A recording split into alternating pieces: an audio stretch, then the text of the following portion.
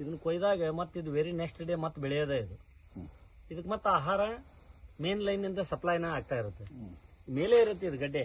ಇಲ್ಲಿ ಅಪೋಸಿಟ್ ಲೈನ್ನಲ್ಲಿ ನೀವು ನೋಡ್ಕೊಂಡಾಗ ಗೊತ್ತಾಗುತ್ತೆ ಇದು. ಅದ್ರಾಗ ಇಲ್ಲೇ ಇರುತ್ತೆ. ಜಸ್ಟ್ ಇದನ್ನು ತೆಗಿಯೋದು ಹೆಂಗೆ ಇದು ತೋರ್ಸಕ್ಕಾಗಿ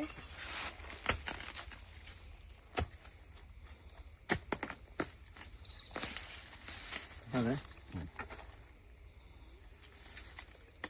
ಇಷ್ಟು ಕ್ಲೀನಾಗಿ ಇದು ಐತಲ್ಲ, ನೀವು ಕೊಯ್ದ್ರೆ ಇದೆಲ್ಲ ಫುಡ್ ಸಪ್ಲಿಮೆಂಟರಿ ಮತ್ತೆ ಕೊಡೋದೇ ಅದಕ್ಕೆ. ಅದು ಹಂಗಾಗಿ ಉಷ್ಣ ತೆಗಿಯೋದು ಹಂಗೆ ನಾವು ಹಿಂಗೆ ನೀವೇನ್ ಮಾಡ್ಬೇಕು, ತೆಗಿಯೋದಾದ್ರೂ ಈ ಭಾಗನ ಈಗ ತಕೋಬೇಕು, ಮತ್ತಿಂತ ರೂಟ್ಸ್ ಅದಕ್ಕೆ ಬೆಳೆಯಕ್ ಬಿಡಬೇಕು, ಆಮೇಲೆ ಆ ಭಾಗಕ್ಕೆ ಹೋಗ್ಬೇಕು. ಈಸಿ ಐತಿಲ್ರಿ ಇದು ತೆಗಿಯೋದು. ಅಂದ್ರೆ ಈಗ ಇದು ದೊಡ್ಡದಾಗ್ಬಿಡ್ತಲ್ಲ, ಚಿಕ್ಕದಿದ್ದಾಗ ತೆಗೆದ್ರೆ ನಿಮ್ಗೆ ಈಸಿಯಾಗಿ ಬರುತ್ತೆ ಅಂತ ನೋಡ್ರಿ.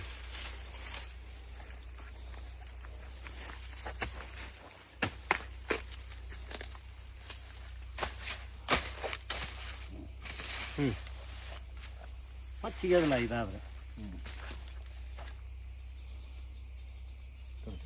ನೀವು ಕೊಯ್ತಿರಲ್ಲ ಫುಡ್ ಮತ್ತೆ ಫುಡ್ ಸಪ್ಲೈ ಆಗತ್ತೆ. ಅದು ಇದನ್ನು ತೆಗಿಬೋದು, ಇದೇನು ದೊಡ್ಡ ಮಾತೇನಲ್ಲ.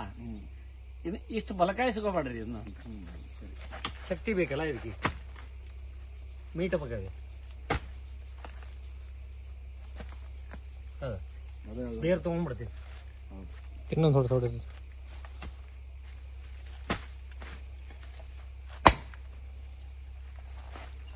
ಈ ಕಡೆ ಏನು ಚೂರ ಏನು ಹೊಡೆದ್ರು ಅದು ಬಲ್ಕಾಯಿಸಿಂದ.